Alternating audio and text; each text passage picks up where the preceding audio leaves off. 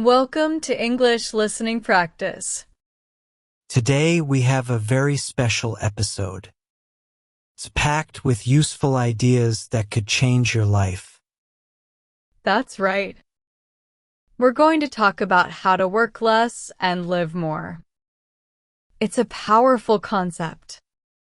So please listen carefully until the very end. You don't want to miss any of it. Let's get started. Are you stuck in traffic right now? Or maybe you're looking at a computer screen at work. Are you always waiting for the weekend? For your next vacation? For the day you can finally retire? For a long time, we've learned one way to live. Go to school, get a job, and work hard for 40 or 50 years. Then, you can finally live your life. This is called the deferred life plan. It means you wait to live your life later. But today, I want to show you this is a dangerous idea. Today, we will learn from a famous book, The 4-Hour Workweek by Timothy Ferriss. This is a masterclass to help you change your life. By the end of this episode, you will have a real plan to start your escape. The first step is D for definition. This is the most important part. Before you can escape your job, you need to know where you are going. Many of us know what we don't like.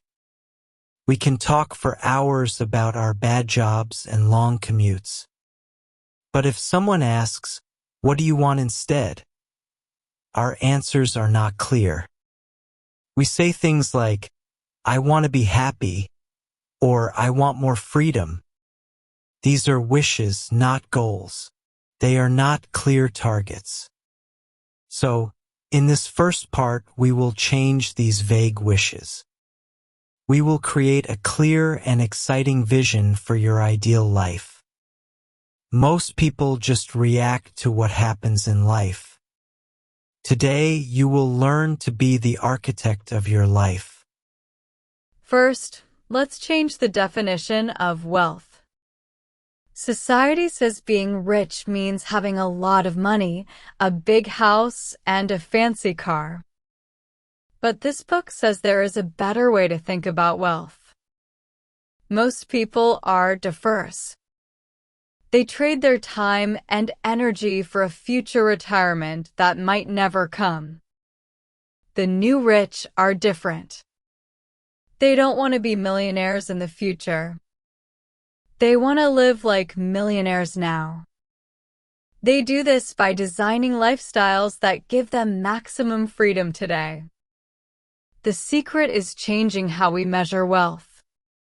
It's the difference between absolute income and relative income. Absolute income is just the total money you make. For example, a banker makes $500,000 a year working 80 hours a week. Society thinks this is very successful. But relative income measures both money and time. That banker works 4,000 hours a year.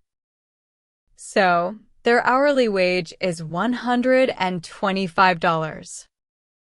Now, think of a freelance designer who makes $80,000 a year. But this designer only works 10 hours a week. That's 500 hours a year. Their hourly wage is $160. The designer is earning more per hour than the banker. The designer has more time for hobbies, family, and life. According to the new rich idea, the designer is much wealthier. The real definition of wealth is having options and control over your life. It's about controlling what you do, when you do it, where you do it, and with whom you do it. We often hear about old money and new money. Old money is wealth that is passed down in families like the Rockefellers. Their lifestyle is traditional and quiet. New money, or the nouveau riche, are people who made their own millions. Think of tech millionaires or lottery winners. They often buy flashy things like a Lamborghini or designer clothes to show their status. But they are often still trapped, working all the time to spend more. The new rich is a third, different group. They don't care about status. They use money as a tool to buy freedom. A new money person might buy a $300,000 Ferrari. A new rich person might use an income of $5,000 a month to live in a beautiful house in Thailand for a year. They can have a private chef and lots of free time. They aren't trying to look rich. They are focused on living richly. Let's use a final example. Imagine Sarah, a lawyer in Chicago. She earns $350,000 a year. She works 70 hours a week and is always stressed. Her job is her whole life. Now, picture Ben. Ben is a web developer. He has a small online business that runs mostly by itself. He earns $80,000 a year. But he only works about 15 hours a week. He does this from his laptop in a nice, affordable apartment in Lisbon, Portugal. He spends his afternoons surfing and his evenings learning a new language. So, who is truly wealthier? The new rich philosophy says it is Ben. He has a higher relative income. And most importantly, he controls his own life. He has achieved the life that Sarah is waiting until she's 65 to have. Now we have a new definition of wealth. But we must face the biggest thing that stops people: fear. Vague, undefined fear is the biggest problem. The book says that most people will choose to be unhappy instead of being uncertain. They stay in a job they hate because it feels safer than the unknown. The solution is to look at your fears with logic. This is an exercise called fear setting. The author, Tim Ferriss, created this for himself. He had a successful company, but he was working 14 hours a day, 7 days a week. He was completely burned out. He wanted to take a break, but he was afraid his business would fail. This fear trapped him. Fear setting was the key he used to escape his own prison. Now, I want to walk you through this exercise. To do this, you need some paper and a pen. Step 1 is to define the nightmare. Write down the action you are afraid to take. For example, quitting my job to start my own online business. Now, make 3 columns on the page. Label them: define, prevent, and repair. In the define column, list all your worst-case fears. For example, I'll lose all my money. Or my friends will think I'm a failure. Or I'll never get another good job. Write down at least 10 fears. Step 2 is prevent. In the second column, write down what you can do to prevent each fear from happening. To prevent losing all your money, I will save 6 months of living expenses before I quit. To prevent being seen as a failure, I will explain my plan to my family and friends as a smart experiment. Step 3 is repair. In the last column, write what you would do if the worst-case scenario actually happens. If the business fails, I could get a temporary job as a bartender. I could ask my network for help. You will see that most disasters are temporary and you can recover from them. Now for the next steps. Step 4 is the benefits of an attempt. On a new piece of paper, list all the good things that could happen, even if you only partly succeed. You would learn amazing new skills like marketing and sales. You would build confidence just by taking a risk on yourself.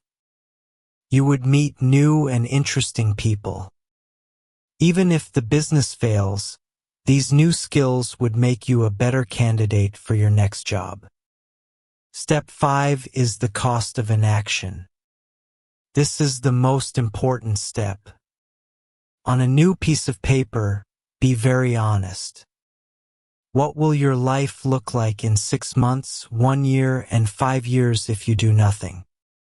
Think about the stress, the boredom, the feeling of being trapped. Think about the regret that gets louder every year. For most people, the cost of staying the same is much scarier than the fear of trying something new. This exercise shows you that the biggest risk isn't trying and failing. The biggest risk is not trying at all. Fear setting removes the things stopping you. Now we need a destination. We need a clear, exciting plan. This is called dreamlining. It turns vague wishes into a real action plan with a timeline. First, take a piece of paper and create 2 timelines, 6 months and 12 months. In each timeline, list up to 5 things you want in 3 categories. The first category is having. These are material things like a new laptop or a nice watch. The second category is being. These are skills you want to learn or you want to become. For example, being fluent in Spanish or being a great cook. The third category is doing. These are experiences you want to have. For example, learning to tango in Buenos Aires or running a marathon. If this is hard, ask yourself, what would I do every day if I had $100 million? This helps you remember how to dream. Now for the magic part. From your lists, pick the 4 most important dreams. Next, you will calculate the real cost of these dreams. Most people think their dream life costs millions, but that's usually not true. When you calculate the real cost, your dream changes. It moves from an impossible fantasy to a logistical puzzle. It's not about having a huge income, it's about smart lifestyle design. Let's make a simple dreamline worksheet. Imagine 4 columns. The first column is dream. Let's say, learn to surf in Costa Rica for 1 month. The second is cost. You do the research, the flight, the surf school, the housing. Maybe the total is $2,800. The third is target monthly income, or TMI. If your timeline is 6 months, you divide the cost by 6. That's about $467 per month. This is the extra money you need to make or save. The last column is first action step. This is the most important part. What is one tiny thing you can do right now to move toward this dream? Don't write, plan my trip. That's too big. Be smaller. For example, Google best surf schools for beginners in Costa Rica. Or email my friend who went to Costa Rica for advice. The goal is to create momentum right now. So, we have defined our dream life. Now, in part 2, E for elimination, we will get back our most valuable resource, time. Most people think to achieve more, you must do more. This is a myth. The goal is to free up lots of time by eliminating things that don't matter. We need to understand the difference between being efficient and being effective. Efficiency is doing something well. Effectiveness is doing the right things well. Our first tool is the Pareto principle, or the 80-20 rule. It says that in many cases, 80% of results come from 20% of the effort. For example, 80% of a company's profits often come from 20% of its customers. The biggest mistake people make is being very efficient at unimportant tasks. As the book says, doing something unimportant well does not make it important. Being busy is often just a way to avoid the hard work of figuring out what really matters. So, how do we use the 80-20 rule? Let's look at your job. Which 20% of your tasks create 80% of the value for your company? Focus on those tasks. The other 80%, like long meetings and endless emails, should be reduced or delegated. If you have clients, which 20% of clients give you 80% of your money? And which 20% of clients cause 80% of your stress? The strategy is to focus on your best clients and fire your worst clients. You can use this at home too. Look at your clothes. You probably wear 20% of your clothes 80% of the time. The rest is just clutter. Even with relationships, 20% of the people in your life probably bring you 80% of your joy. You should regularly ask yourself 2 questions. What 20% of things cause 80% of my problems? And what 20% of things cause 80% of my happiness? Then eliminate the first group and do more of the second group.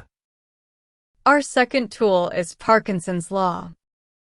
It states that work expands to fill the time available for its completion. Think about school. If you have 3 months to write a paper, it feels like a huge task. But most of the work gets done in a panic right before the deadline. And you get it done. The pressure of a short deadline forces you to focus only on what is most important. We should use this idea to our advantage. We should set short, aggressive deadlines for our important tasks. When you give yourself only 90 minutes for a report that you normally take all day to do, you have no time for distractions. You just do the work. You can combine the 2 ideas. The 80-20 rule tells you what to do. Parkinson's Law tells you how to do it quickly. At the end of your day, identify the 1 or 2 most important things for tomorrow. Then, give yourself a short, focused block of time, like 90 minutes, to complete the first task. You will be amazed at what you can do. The final enemy of our time is interruption. Our world is full of distractions. To fight this, we need a low-information diet. A famous economist said, "A wealth of information creates a poverty of attention." We are drowning in information, so we can't focus. Emails, messages, and meetings are killing our ability to do deep, important work. A low-information diet means you choose what information you consume and when. Here are some tips. First, master your email with batching. Only check your email at set times, like twice a day at 11 a.m. and 4 p.m. For the rest of the day, your email should be closed. Second, use an email autoresponder. It can say, Thank you for your message. I only check emails twice a day. If this is truly urgent, please call me. You will be surprised how few things are actually urgent. Third, declare war on meetings. Never accept a meeting without a clear agenda and goal. If a meeting is just to share information, it should be an email. Finally, empower others to make decisions so they don't have to ask you for everything. You are not being rude. You are teaching people to respect everyone's time. Now we move to A for automation. We have defined our dream and eliminated wasted time. Now we need to build the engine that will pay for our new life. This is about creating a business that works for you, not because of you. This is how you get paid while you sleep or travel. The main idea is to create a muse. A muse is a small, niche business designed to create automated income. The goal is a business that can run by itself. A muse business must meet 4 rules. 1. It must sell a product, not a service. A product can be sold millions of times. 2. It must be cheap to test, under $500. This avoids big risks. 3. It must be easy to automate. 4.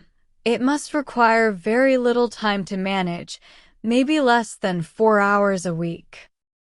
So, how do you build a muse? Step 1. Find a niche market first, not a product. Most people do this backwards. They have a product idea, then look for customers. Instead, find a group of people with a shared interest that you understand. Are you a rock climber? A baker? A gamer? Start there. Step 2. Brainstorm products for that market. The best price is usually between $50 and $200. This is high enough for a good profit, but low enough for people to buy without thinking too much. Step 3. Microtest your product. This is the most important step. Before you build anything, test if people will actually buy it. You can create a simple one-page website with a picture of the product and a Buy Now button. Then spend about $50 on ads targeted at your niche market.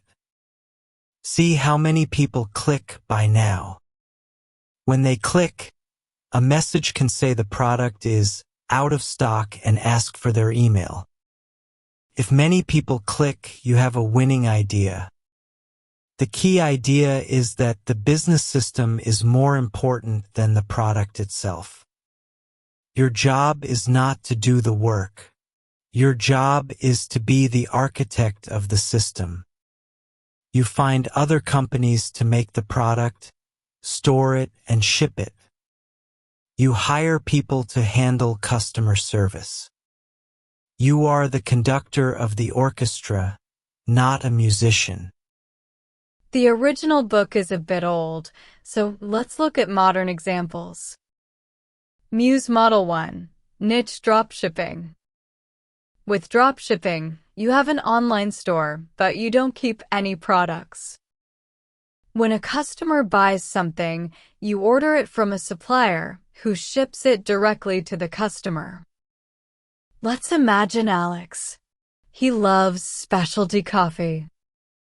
He sees that coffee lovers are always looking for cool accessories. He finds a supplier and builds a nice-looking store using Shopify. He runs ads on Instagram to people who love coffee. Soon, he gets sales. The system is automated. He hires a virtual assistant for 3 hours a week to handle customer service.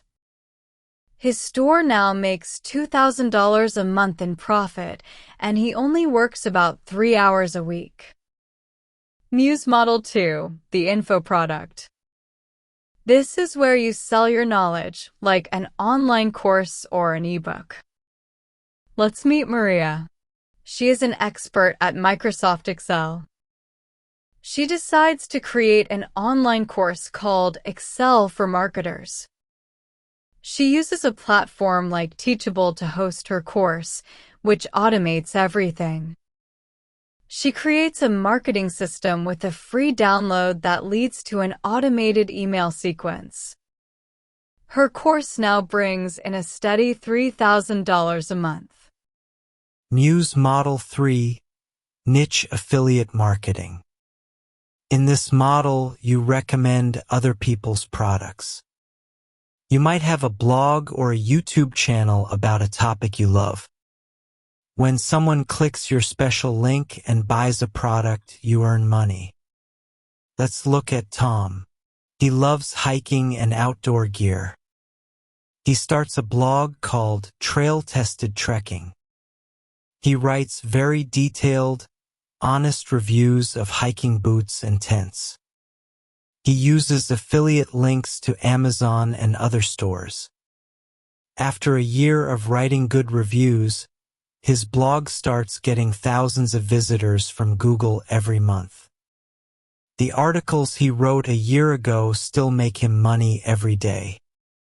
Now, let's create a framework for your own Muse idea. Imagine a table with 4 columns. Column 1, Niche Market. For example, owners of large dogs. Column 2, Product Idea. For example, a chew-proof dog bed. Column 3, Microtest Method. For example, run Facebook ads to dog lover groups and see how many people click Pre-order now on a simple website. Column 4, Automation Plan. For example, find a manufacturer on Alibaba. Use a shipping warehouse. Hire a virtual assistant for customer service. This framework turns your interest into a real business plan. The best form of automation is another person. This is delegation. A virtual assistant, or VA, is a remote worker you hire to do tasks that take up your time. Hiring a VA is how you buy back your time. Most people think, I'm not a CEO. I don't need an assistant. But you should hire a VA even if you don't think you need one. Why? Because hiring and managing a VA is like getting a cheap MBA in management. For a small amount of money, you are forced to learn valuable business skills. You have to learn how to write clear instructions. You have to learn how to communicate effectively. You have to learn how to manage someone from far away. These are the basic skills of any successful manager. Also, when you have to pay for a task, you think very carefully if that task is really needed. So, how do you hire a VA? You can use websites like Upwork or specialized VA agencies. For your first task, start with something small and well-defined.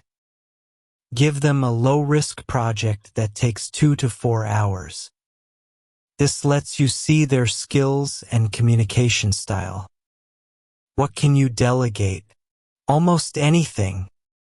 For your personal life, a VA can research vacation options or book restaurant reservations. For your business life, a VA can manage your calendar, filter your emails, or do online research. The most important skill is learning how to give good instructions. Don't just say, "Find me a good hotel in Paris." That's too vague. Be very specific. Say, "Please find 3 4-star hotels in the Le Marais area of Paris for October 10th to 15th. They must have a rating of 8.5 or higher and be under $300 a night." Put the options in a Google Doc with links and prices. The more specific you are, the better the result will be. Remember to treat your VA with respect. They are a valuable part of your team. We have reached the final step, L for liberation. You have defined your dream, eliminated waste, and automated your income. Now it's time to break free from the 9 to 5 job. For some, this means quitting. For others, it means negotiating a remote work agreement. Let's talk about remote work first. You don't have to be an entrepreneur to live this lifestyle. The key to this negotiation is to frame it as a benefit for the company, not for you. Most people fail here. They say, I hate my commute, or I want better work-life balance. This sounds like you are asking for a personal favor. Instead, you must build a case that proves you will be more productive working from home. To do this, you must first be a top performer. Your value is your power in any negotiation. Here is a 5-step script to negotiate working remotely. Step 1. Measure your productivity in the office. For 2 weeks, track exactly what you get done. Step 2. Propose a short, low-risk trial period. Ask your boss if you can try working from home for 2 days a week for 2 weeks. Say that you believe you will be more productive. Say that if your performance drops, you can end the trial immediately. This is a hard offer to refuse. Step 3. Be extra productive during the trial. Make these your best work days of the week. Step 4. After the trial, present the data to your boss. Show them exactly how your output increased. For example, my report writing was 25% faster on my remote days. You are talking about business results, not your feelings. Step 5. Expand the arrangement. Based on the successful trial, ask for a permanent remote schedule. Be ready for objections. If your boss is worried about team culture, suggest ways to stay connected, like daily video check-ins. Now you have freedom of time and location. What do you do with it? The normal 2-week vacation is often stressful and expensive. The new rich alternative is the mini retirement. A mini retirement is a long break from 1 to 6 months that you take throughout your life, not just at the end. There is a famous story about a banker and a fisherman. The banker tells the fisherman he should work harder, buy more boats, build a big business, and become a millionaire. And then what? Asks the fisherman. Then, says the banker, you could retire to a small fishing village, relax, play with your kids, and enjoy life. The fisherman smiles and says, but that is what I am doing right now. This story shows why we shouldn't wait to live our lives. A mini retirement is not a vacation. A vacation is an escape from your life. A mini retirement is an experiment in a new life. You can test your dreams. You think you want to be a painter in Italy? Take a 3-month mini retirement to live there and find out if it's really for you. For those who want to be entrepreneurs, the final step is to quit your job. This is when the biggest fears come back. Let's look at the 4 biggest fears of quitting. Fear 1. Quitting is permanent and will ruin my career. This is false. You can almost always get another job. The skills you learn from starting a business or traveling make you a more interesting person. Fear 2. I won't be able to pay my bills. This is a planning problem. You quit strategically after you have saved at least 6 months of living expenses. Fear 3. I'll lose my health insurance. This is a logistical problem, not a dead end. You can find private health insurance. In many countries with national health care, this is not a big issue. Fear 4. It will ruin my resume. This is completely wrong. Who is more interesting to a hiring manager? A person who did the same job for 5 years? Or a person who has the same skills, but also built a business and became fluent in a new language while living abroad? A break from work doesn't create a gap in your resume. It creates a story. The biggest challenge for many people who achieve this freedom is the question, now what? When your work is gone, it can feel like you have a big empty space in your life. This is why the definition part was so important. The goal is not to be lazy. The goal is to replace work you don't like with learning, service, and passion. It's about having time to do what you feel you were meant to do. It's about being present for your family and friends. There is a story about juggling 5 balls. The balls are named work, family, health, friends, and spirit.